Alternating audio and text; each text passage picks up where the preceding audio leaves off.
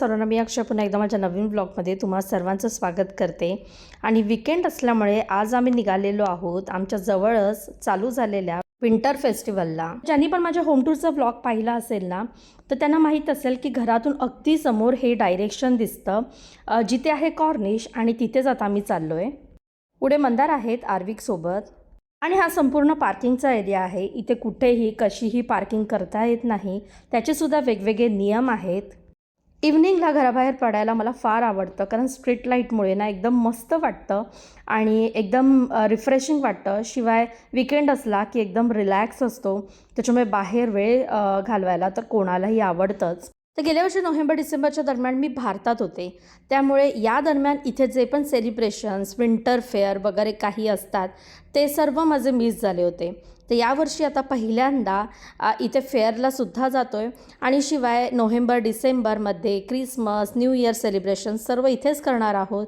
तर बघू काय काय मज्जा करता येते ते। चला तर मग आतमध्ये एंट्री करतो आणि आजच्या फेस्टिवलमध्ये काय काय बघायला मिळते, एक्सप्लोअर करायला मिळते ते तुमच्यासोबत सुद्धा शेअर करते।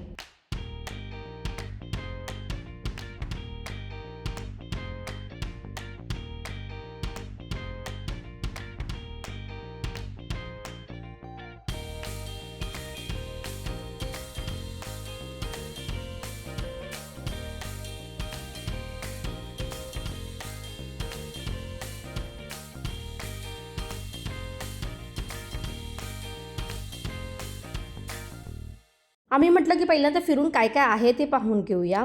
तर बरेचसे फूड स्टॉल्स होते, काही कपड्यांचे स्टॉल्ससुद्धा होते, काही परफ्यूम आणि इतर गोष्टींचे, आणि शिवाय मुलांसाठी काही गेम्स ॲक्टिव्हिटीजसुद्धा होत्या। बरेचसे स्टॉल्स हे अरेबिक लोकांचेच होते, शिवाय क्राऊडसुद्धा बराच अरेबिक लोकांचा होता। मॅजिक शोसुद्धा सुरू होता। मुलं तर होतीच, पण मोठी लोकं जास्त बसलेली होती, कारण मॅजिक शो आहे ना सर्वांनाच आवडतो। तर आर्विकलासुद्धा आम्ही सांगत होतो की बघ मॅजिक करत आहेत म्हणून, पण त्याला इंटरेस्ट होता पुढे असलेल्या सर्व ॲक्टिव्हिटीज आणि गेम्समध्ये, त्यामुळे बराचसा वेळ आम्ही थांबलो इथे, त्याला दाखवलं आणि मग त्यानंतर गेलो पुढे।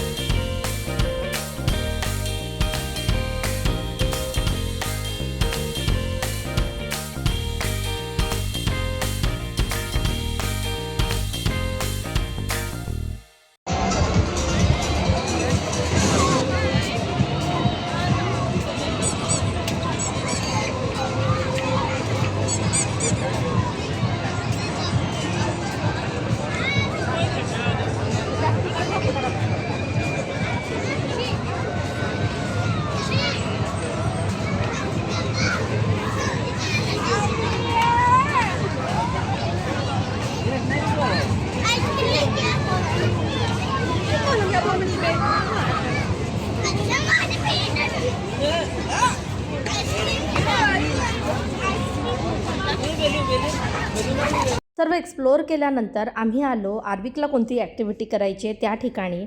मी म्हटलं ना की मुलांसाठी बऱ्याचशा ॲक्टिव्हिटीज होत्या, तर इथे आहे ना पेंटिंगची ॲक्टिव्हिटी होते, त्यासाठी बरेचसे वेगवेगळे ऑप्शन्स होते। कॅनव्हासवरती होतं, त्याचबरोबर क्ले पेंटिंग होतं। इथे क्लेचे काही हे पिगी बँक आहेत, काही पॉट्स आहेत, आणि इथे हे प्लास्टिकचे आहेत। तर आम्ही हे प्लास्टिकचं घेतलं, कारण काय माहिती आहे घरीसुद्धा कॅरी करू शकतो, आणि दुसरी गोष्ट ते कायम यूज होईल। क्लेचं असेल ना तर ते फुटून पडलं तर फुटेलसुद्धा, त्यामुळे म्हटलं की आपण हेच घेऊया।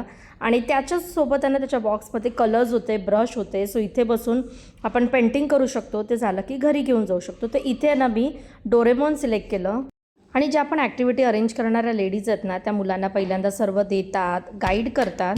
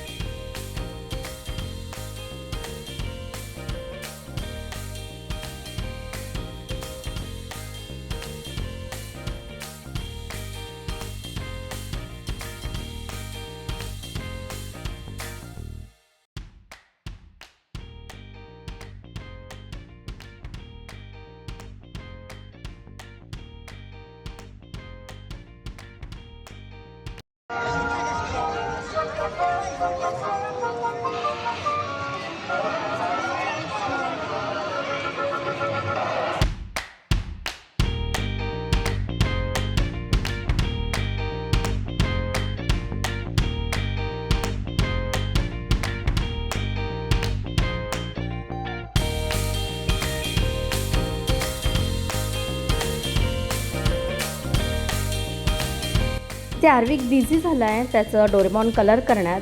तर समोरची जी मुलं ॲक्टिव्हिटी करतात ती स्लाईम मेकिंग आहे. आणि जेवढे पण शेप्स अवेलेबल आहेत ना ते या बॉक्सवरती आहेत, जे पाहून आपण कलर करू शकतो.